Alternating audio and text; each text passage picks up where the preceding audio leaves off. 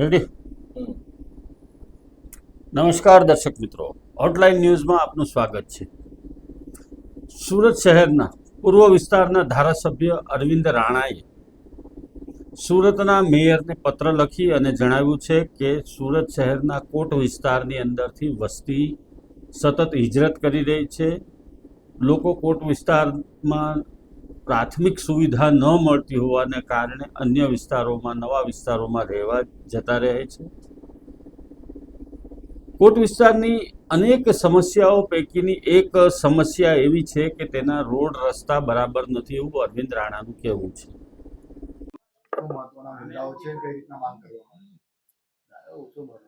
સુરત શહેર central zone વિસ્તાર એટલે કે સુરત શહેરનો મૂળ સુરત શહેરનો વિસ્તાર કહેવાય, કોટ વિસ્તાર કહેવાય, તળ સુરત કહેવાય. અને આ સુરત શહેરમાં વર્ષોથી સુરત મહાનગરપાલિકા તો હમણાં થયું છે, પરંતુ તે પહેલાં નગરપાલિકા, એ પહેલાં બરો નગરપાલિકા, અને તે વખતથી સુરત શહેરના જે રસ્તાઓ છે એ ડામરના રસ્તાઓ છે. આ સેન્ટ્રલ ઝોનના ડામરના રસ્તાઓમાં કેટલીક વખત રસ્તાઓ તૂટી જાય, વરસાદમાં રસ્તાઓને પેચકામ કરવામાં આવે, 2-3 વર્ષે આ રસ્તાઓને કાર્પેટ કરવામાં આવે, રીકાર્પેટ કરવામાં આવે, એટલે પરિસ્થિતિ આટલા વર્ષો પછી એવી થઈ ગઈ છે કે રસ્તાઓની ઊંચાઈ વધી ગઈ છે અને લોકોના ઘરો નીચા થઈ ગયા છે. અને છેલ્લા 10 વર્ષથી સુરત શહેર સેન્ટ્રલ ઝોનમાં ડ્રેનેજની લાઈનો, પાણીની લાઈનો અને મેટ્રો ટ્રેનની જે કામગીરી અંડરગ્રાઉન્ડ ચાલે છે એમાં ખોદકામને લીધે લોકો ત્રાહીમામ પોકારી ગયા હતા, લોકો હેરાન પરેશાન થઈ ગયા હતા.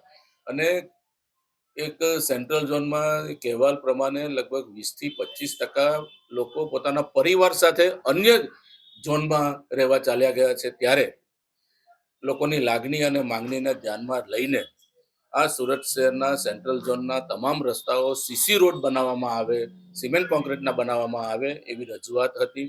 અને એવી રજૂઆત અમારા પ્રદેશ અધ્યક્ષ આદરણીય શ્રી CR પાટીલ સાહેબ, કે જેઓ હાલમાં કેન્દ્રના જળશક્તિ મંત્રી છે, એમને કરવામાં આવી હતી. અને એમને પણ સેન્ટ્રલ ઝોનના લોકોની લાગણી સમજીને તે વખતના અમારા સ્થાયી સમિતિના અધ્યક્ષ આદરણીય શ્રી પરેશભાઈ પટેલને સૂચના પણ આપી હતી. અને એમની સૂચનાથી સુરત મહાનગરપાલિકાએ 9 મીટર કે તેનાથી ઓછી પહોળાઈના તમામ રસ્તાઓ સીસી રોડમાં કન્વર્ટ કરવા માટે એક નીતિ વિષયક નિર્ણય લીધો હતો. અને એના આધારે કામગીરી સુરત શહેરમાં ચાલી રહી છે. ખૂબ સારી રસ્તાની ક્વોલિટી બનતી હોવાથી અન્ય વિસ્તારમાં સુરત શહેરના જે અન્ય રસ્તામાં રહેનારા લોકો છે તેની પણ લાગણી છે કે તમામ રસ્તાઓ સીસી રોડમાં કન્વર્ટ કરવામાં આવે. અને એ લોકોની લાગણીને ધ્યાનમાં રાખીને તમામ રસ્તાઓ સીસી રોડમાં સિમેન્ટ કોન્ક્રીટના બનાવવામાં આવે એવી અમારી રજૂઆત છે. લોકો હિજરત થઈ ગયા છે ને જે રીતના 10 વર્ષથી ધીમી ગતિએ કામગીરી ચાલી રહી છે, જવાબદાર કોણ છે ને કઈ રીતના કાર્યવાહી કરવી? મેં અગાઉ આપને કહ્યું ને કે રસ્તામાં આજે કંઈક સુરત શહેરના લોકોની સુવિધા માટે છેલ્લા 50 કે 60 વર્ષની જે લાઈનો છે એ લાઈનો બદલવાની કામગીરી ચાલે છે. છેલ્લા 10 વર્ષથી ડ્રેનેજ અને પાણીની લાઈનો નાખવાની કામગીરી અલગ અલગ વિસ્તારમાં ચાલે છે.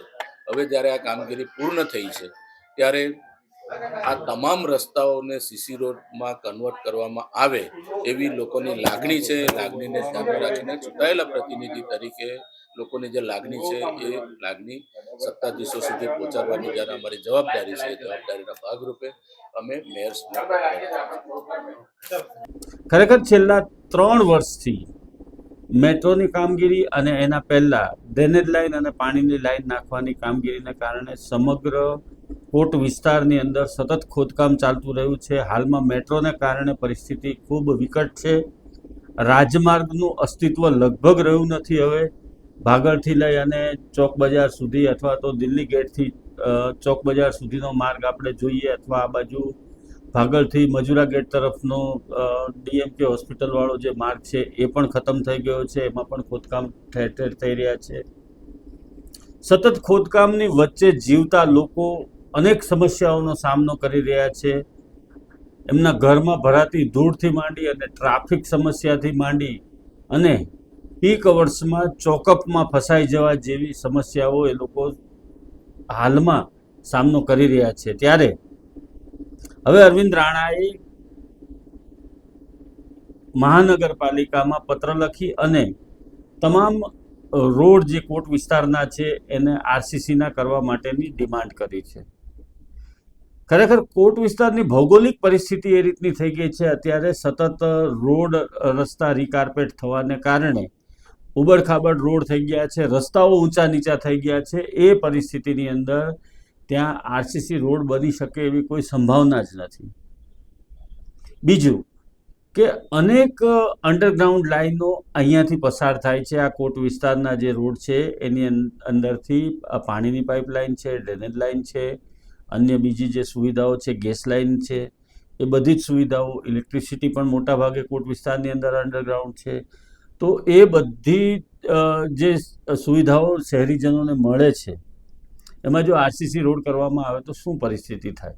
પહેલી વસ્તુ તો એ કે આ વસ્તુ વાયબલ જ નથી, આ બની શકે એમ જ નથી, કેમ કે રોડ રસ્તા ખૂબ ઉબડ ખાબડ અને ઊંચા નીચા રસ્તાઓ છે.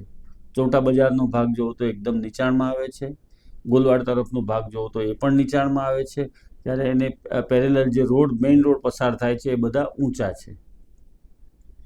ભૌગોલિક રીતે પણ આ શક્ય ન હોવાને કારણે આ બને એવી કોઈ સંભાવનાઓ નથી. આ સમગ્ર પ્રકરણની અંદર સૌથી મહત્વની વાત એ છે કે સુરત પૂર્વના ધારાસભ્ય અરવિંદ રાણા શહેરના રોડ રસ્તાને લઈને પત્ર લખે છે મેયરને. વાસ્તવમાં આ કામ નગરસેવકોનું છે, કોર્પોરેટરોનું છે. ધારાસભ્યએ શું કામગીરી કરવાની છે એ એમને આટલા સિનિયર ધારાસભ્યો છે એટલે હવે કહેવાનું ન હોય, પરંતુ એઓને જો આ પત્ર લખવો પડતો હોય તો કંઈક નવી જ વાત રંધાઈ રહી છે હાલના તબક્કે કોટ વિસ્તારમાં, એવું લાગી રહ્યું છે. ખાસ કરીને કોટ વિસ્તારના જે ભાજપના નગરસેવકો છે એ લોકો શું કરી રહ્યા છે? આ વિસ્તારના લોકો અનેક સમસ્યાઓની સામે ઝઝૂમી રહ્યા છે. ખાસ કરીને મેટ્રોને કારણે એ લોકોના બહુ મોટા પ્રશ્નો ઊભા થયા છે. હજી મેટ્રોનું કામ ચાલુ છે, મેટ્રોનું કામ પૂરું થશે પછી પણ રાબેતા મુજબ સ્થિતિ થતાં 6 મહિના લાગે એવું હાલના તબક્કે લાગી રહ્યું છે. ત્યારે જો ધારાસભ્યએ રોડ રસ્તા માટે પત્ર લખવો પડે તો કોર્પોરેટરો ક્યાં જશે? આ પણ એક સવાલ છે. અને ધારાસભ્ય મેયરને સંકલનની મિટિંગ હોય અને એમાં કોઈ રજૂઆત કરે અથવા એમાં કોઈ વાત કરે તો એ વ્યાજબી છે, પરંતુ આ લીખે પત્ર લખી આ રીતે અને પોતાની વાત રાખવી અને શહેરીજનોમાં ચર્ચાનો વિષય બનવો એ કદાચ વધારે પડતું લાગી રહ્યું છે.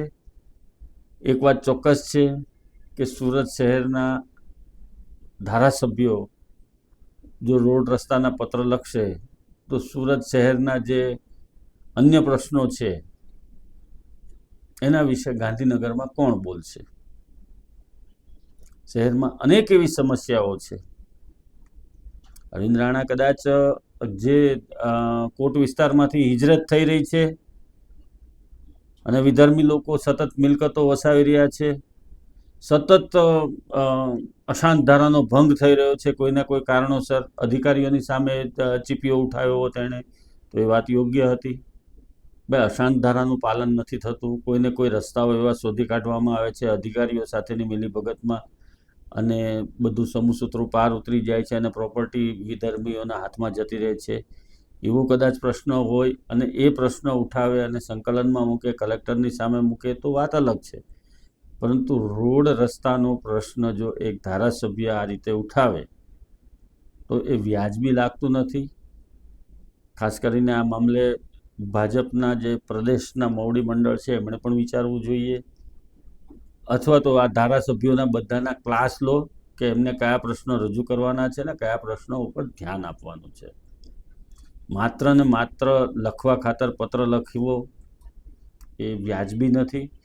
અને આટલા મોટા વિસ્તારના, પૂર્વ વિસ્તારના તમે પ્રતિષ્ઠિત ધારાસભ્ય છો, સિનિયર ધારાસભ્ય છો, ત્યારે અરવિંદભાઈ તમે આવો પત્ર લખો એ નવાઈ લાગે છે. દર્શક મિત્રો, અમારી આ હોટલાઇન ન્યૂઝ ચેનલને લાઇક કરો, શેર કરો અને સબસ્ક્રાઇબ કરો. આવા પ્રકારના વિડીયો તમને જોવા ગમતા હોય તો હોટલાઇન ન્યૂઝ ચેનલને લાઇક, શેર અને સબસ્ક્રાઇબ કરો.